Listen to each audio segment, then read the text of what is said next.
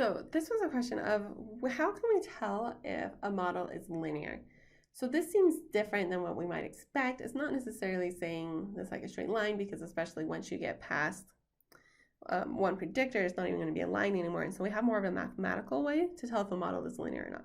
So our actual definition back in section 0.5 was, this is how we tell.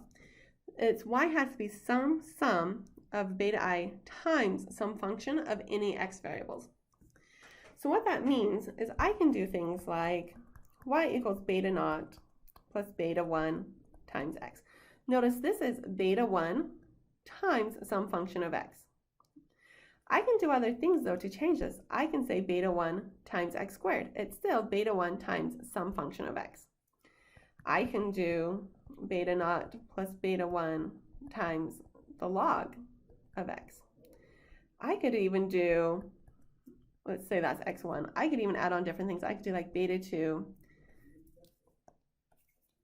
times e to the power of x1, because this is still a beta times some function of x. Let's see, I could do a beta 3 times x1 times x2 squared times e to the x3. I can make this as complicated as I want because it's still a beta times some function of the x variables. So this would be called linear. So what are some examples that would not be linear? It's going to be anything that makes it so you can't do a beta times an x. So examples of this would be like y equals beta naught plus beta 1 to the power of x, because that is not x, or it's not beta times some function of x. So that doesn't work.